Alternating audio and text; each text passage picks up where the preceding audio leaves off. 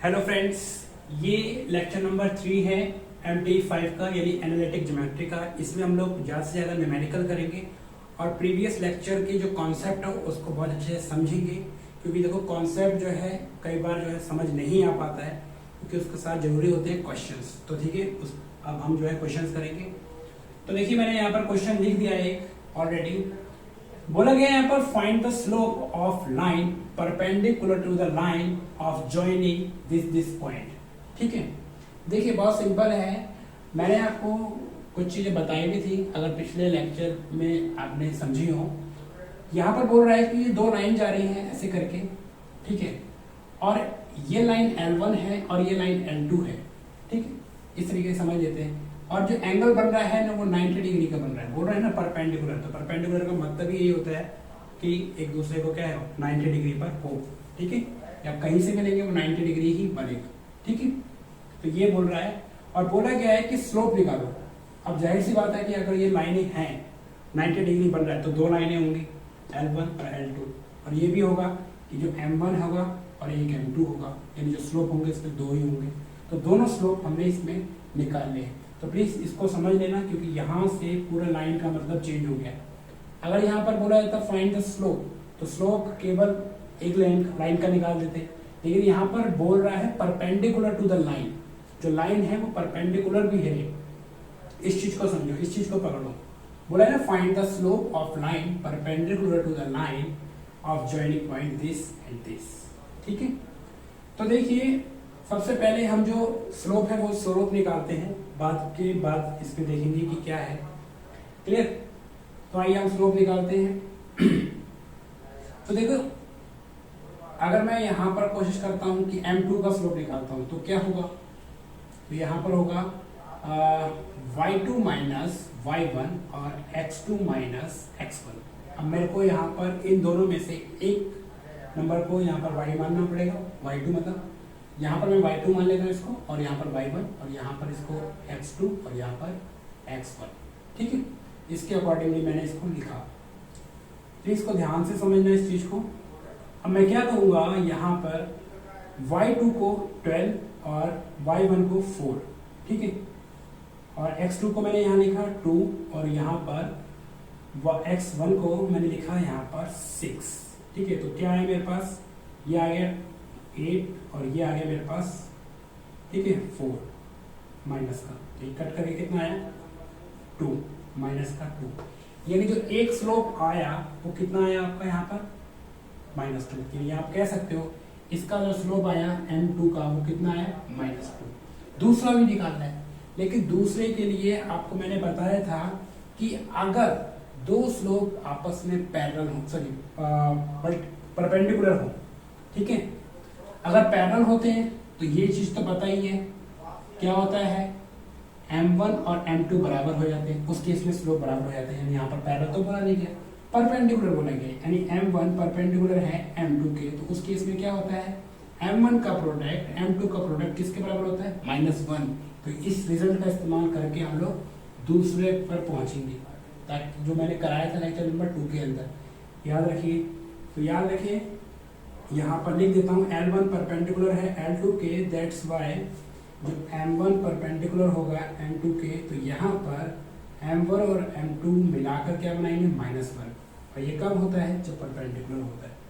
ठीक है, तो यहाँ पर मैं लिख देता हूँ M1 मल्टीप्लाई में M2 इक्वल टू -1 होगा, लेकिन M1 निकालना है क्योंकि M2 तो निकल चुका है। ये कितना है हमारे पास -2 इक्वल टू -1। जब ये नीचे जाएगा तो M1 कितना निकलेगा -1/-2, यानी क्या आएगा M1 आपका आ गया 1/2। ठीक है, आई होप कि जो क्वेश्चन है आपको समझ में आ गया होगा कि किस तरीके से स्लोप हम लोग निकाल रहे हैं, स्लोप का किस तरीके से यूज हो रहा है। ठीक है, ये चीज याद रखना। क्लियर? तो ये चीज पता भी होनी चाहिए कि परपेंडिकुलर ही बोल रहा है। ठीक है, ये 90 डिग्री बोल दे, ये भी बोल सकता है 90 डिग्री, तो इस चीज का आपने ध्यान रखना है। चलिए अब नेक्स्ट क्वेश्चन लेते हैं, इसको समझते हैं।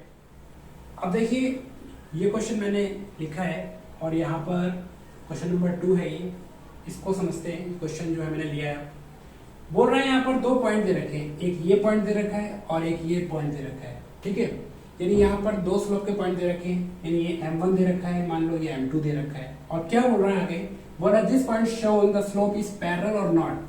बोल रहा है कि ये दोनों जो स्लोप होंगे वो आपस में पैरेलल होंगे या नहीं होंगे।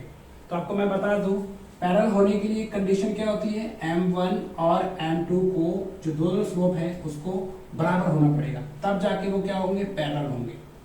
ठीक है, अब चेक कर लेते हैं है या नहीं है।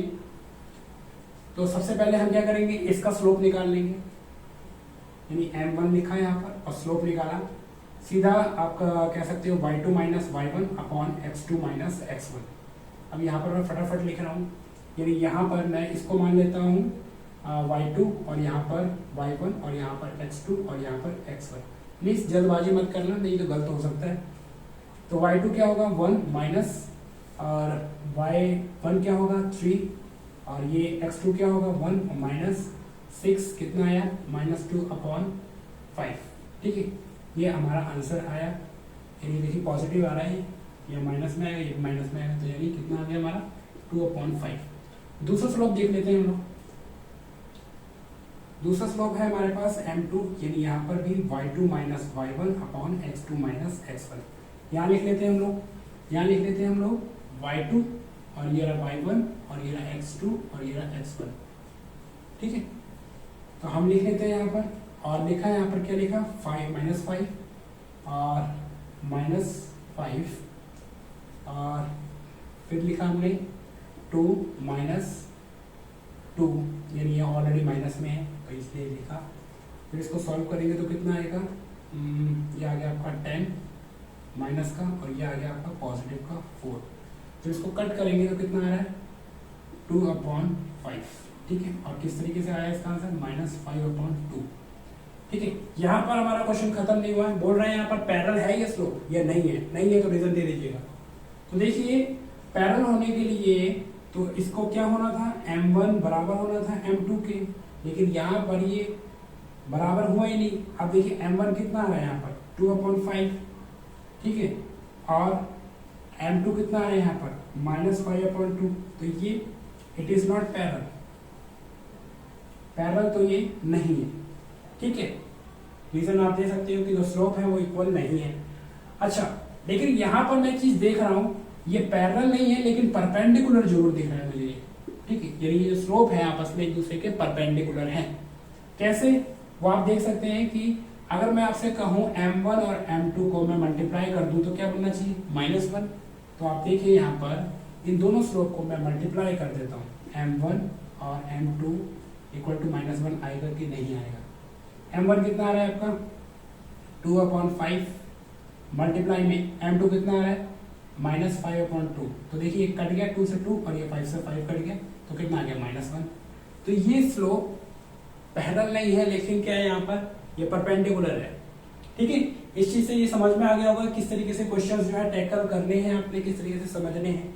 क्योंकि यहाँ पर स्लोप नहीं निकालने को देगा आसानी से, कुछ ना कुछ कंडीशन देगा ताकि आपको फंसाए किस तरीके से क्वेश्चन को टैकल ना।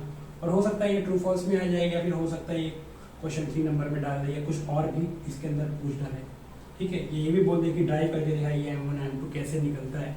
ठीक है, किस तरीके का स्लोप होता है। क्लियर, चलिए अब नेक्स्ट क्वेश्चन करते हैं। आई होप कि ये चीज़ समझ में आ रही होगी। देखिए मैं कोशिश कर रहा हूँ ताकि आपको हर एक चीज़ समझा पाऊँ। प्लीज़ वीडियो को बार बार देखेंगे ना, आपको समझ में चीज़ें आ जाएंगी, क्योंकि ये जो चीज़ें हैं थोड़ी सी कॉम्प्लिकेटेड है लेकिन ईजी है, ऐसा नहीं है मुश्किल है। चलिए क्वेश्चन नंबर 3 करते हैं। अब देखिए क्वेश्चन नंबर 3 है, इंपॉर्टेंट है। अब देखिए यहाँ पर क्या बोल रहा है डिटरमाइन द x। उस x की वैल्यू निकालनी है आपने लाइन पासिंग थ्रू, और ये पॉइंट है आपके पास। ठीक, ये 2 पॉइंट है 3, 4 और x और 5। यानी यहाँ पर एक पॉइंट आपको मिस कर दिया है। बोल रहा है कि इस पॉइंट को निकालिए। आपको एंगल दिया हुआ है कितना है 135। ठीक है, तो बहुत सिंपल है कि अगर पॉजिटिव डायरेक्शन में दिया हुआ है तो इसको एक फिगर के थ्रू आप क्रिएट करके देखें तो ये एंगल कुछ इस तरीके से नजर आ रहा है 135। लेकिन एग्जैक्टली हमारे पास 10 की डिग्री के अंदर 135 एंगल ही नहीं होता है हमारे पास। तो इसका भी एक तरीका है कि आप जब स्लोप निकालते हैं, ठीक है, तो क्या लिखते हैं y2 minus y1 upon x2 minus x1। ठीक है, तो यहाँ पर इन दो पॉइंटों को आप कुछ भी ले लीजिए, एक पॉइंट और ये पॉइंट 3 और 4 और ये x और 5, ठीक है, इस तरीके से। तो यहाँ पर मैं ले लेता हूँ ये y2 ले लेता हूँ, y1 और यहाँ ले लेता हूँ x2 और ये x1, यानी x2 मेरे को निकालना है, मुझे पता ही नहीं है, ठीक है। तो y2 क्या है मेरे पास 5 है और y1 क्या है मेरे पास 4 है, अपॉन x2 क्या है पता नहीं, वो x ही है मेरे पास, तो x ले रहा हूँ मैं यहाँ पर, ठीक है, और x1 क्या है मेरे पास 3 है, ठीक है। तो ये चीज है आपके पास, लेकिन यहाँ पर स्लोप, और डायरेक्टली आपको पता है m को आप क्या लिख सकते हो, ये भी लिख सकते हो ना tan थीटा, क्लियर। तो tan थीटा आप यहाँ लिख लेंगे 135 और ये आ गया 1 अपॉन में x माइनस 3, ठीक है। अगर किसी तरीके से मुझे 135 डिग्री की वैल्यू पता लग जाए तो आई होप कि मैं x निकाल सकता हूँ, जो बोल रहा है कि डिटरमाइन द x।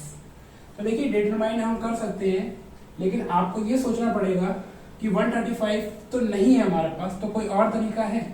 तो यस, बहुत सिंपल तरीका है, आपको पता है ये पूरा एंगल कितने डिग्री का होता है 180, ठीक है, और ये एंगल बचा कितना आपके पास, तो ये 45 भी तो बचेगा आपको, ध्यान से देखिए। तो अगर मैं आपसे कहूँ 180 में से 45 माइनस कर दूं तो ये एंगल निकल आएगा ना आपके पास, ठीक है। तो ऑब्वियसली बात है ये नेगेटिव में ही होगा ये एंगल, क्योंकि मैंरे को बताया था कि ये 90 से इधर गया तो ये नेगेटिव। तो देखिए मैं इसको ऐसे लिख देता हूँ, पूरा कोई चीज नहीं आ रहा है इसमें, 180 में से मैं 45 डिग्री में माइनस कर देता हूँ 1 upon x minus 3।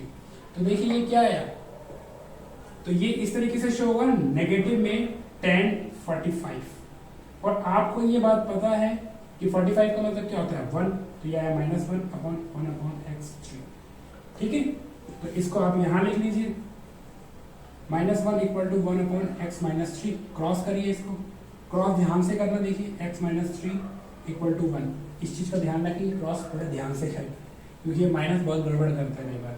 -x plus 3 equal to 1, ये उधर जाएगा तो क्या होगा, नेगेटिव में होगा, तो क्या होगा ये -2, तो ये कटिंग हो गया, तो x इक्वल टू 2, ठीक है।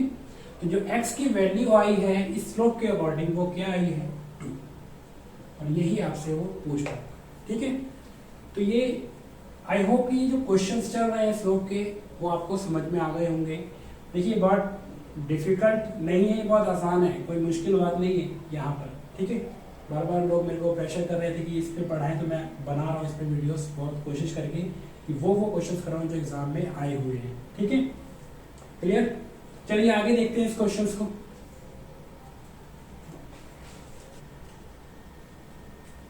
देखिए नेक्स्ट क्वेश्चन है, बहुत इंपॉर्टेंट है और यहाँ पर इसको समझेंगे कि किस तरीके से करना है, क्योंकि इसमें लेक्चर नंबर 2 का नॉलेज होना बहुत जरूरी है जो मैंने बताया। तो देखिए इसमें बोल रहा है if the angle between the two lines, बोल रहा है angle between the two lines this, जो एंगल बन रहा है दो लाइनों के बीच का वो ये बन रहा है, और बोल रहा है स्लोप ऑफ द लाइन, एक लाइन का स्लोप दे रखा है, बोल रहा है दूसरे लाइन का स्लोप क्या होगा। तो देखिए मैंने आपको एक कंडीशन दिया था जब बताया था कि जब इस तरीके से दो लाइन जा रहे होते हैं तो यहाँ पर जो एंगल बन रहा है ये बता रहा है कि ये कितना बन रहा है π/4, ठीक है। और बोल रहा है कि जो एक लाइन का स्लोप है वो भी आपको दे रखा है, वो कितना दे रखा है आपको m1 मान लेते हैं तो 1/2, ठीक है। तो ये आपको स्लोप दे भी रखा है एक स्लोप, और दूसरा स्लोप बोल रहा है कि निकालिए। तो देखिए बहुत सिंपल है, इसको क्वेश्चन को मैंने आपको मतलब समझा दिया है। तो आपको याद होगा स्लोप का मैंने फॉर्मूला भी बनाया था कि tan थीटा, यानी m भी लिखते हैं यहाँ पर, m का मतलब स्लोप ही शो करेगा। क्या बताया था मैंने बताया था कि mod m2 minus m1 upon, ठीक है, और यहाँ बताया था मैंने 1 plus m1 upon sorry multiply m2। ये इक्वेशन याद होगी, इसके फॉर्मेट में मैंने बताया था। नहीं याद है तो प्लीज वो लेक्चर जरूर देखें ताकि आपको ये समझ में आए कि मैं कैसे निकाला है, क्योंकि यहाँ पर मैं शो कर रहा हूँ कि यहाँ पर अगर 90 डिग्री होता तो इसका फॉर्मेट अलग हो जाता, यहाँ 45 है तो इसका फॉर्मेट अलग है, ठीक है। तो देखिए यहाँ पर एंगल 45 दे रखा है, यानी याद रखना ये है 45 या फिर पाई बाय 4। याद रखिए पाई बाय 4 का मतलब क्या होता है 45, क्योंकि पाई की वैल्यू क्या होती है 180, 180 को आप 4 से डिवाइड करोगे तो 45 ही आएगा। ठीक है, ये याद रखना। तो मैं यहाँ डायरेक्टली 45 लिख रहा और m2 मुझे पता नहीं है, लेकिन m1 मुझे पता है कितना है 1/2 अपॉन में 1 प्लस m1 पता नहीं है मुझे, सॉरी m1 पता है m2 पता नहीं है मुझे, तो यहाँ पर m2 लिख देते हैं और यहाँ 2। क्लियर?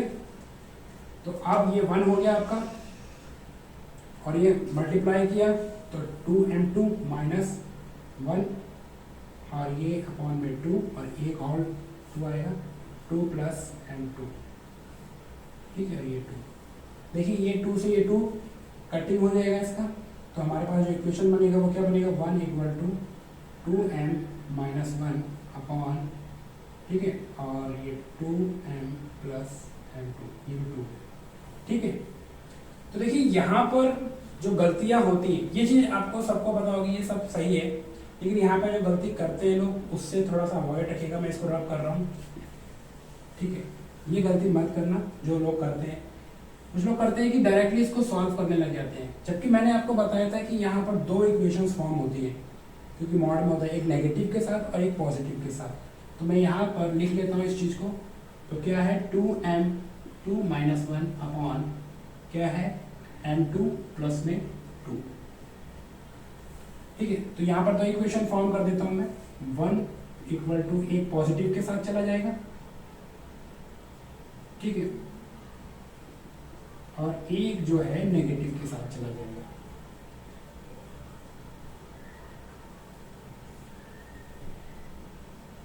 कहीं मैं गलती से m लिख दूं तो m2 समझ लेना उसको डायरेक्टली।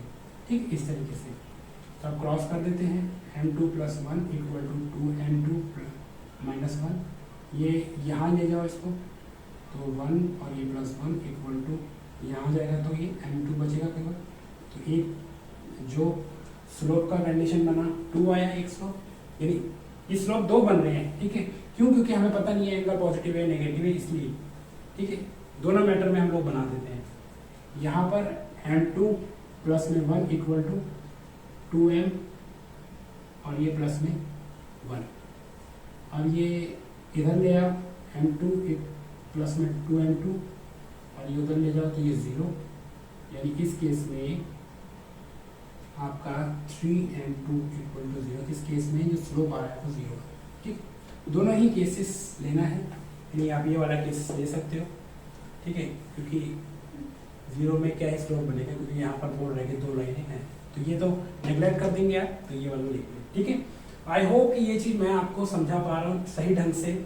ठीक है, क्योंकि मैं कोशिश तो बहुत कर रहा हूँ कि आपको समझा पाऊँ ये किस तरीके से लिया है और किस तरीके से दूसरा स्लोप निकाला है और यहाँ पर क्या कंडीशन थी। ठीक है, तो ये इस तरीके से मैंने आपको बताया है।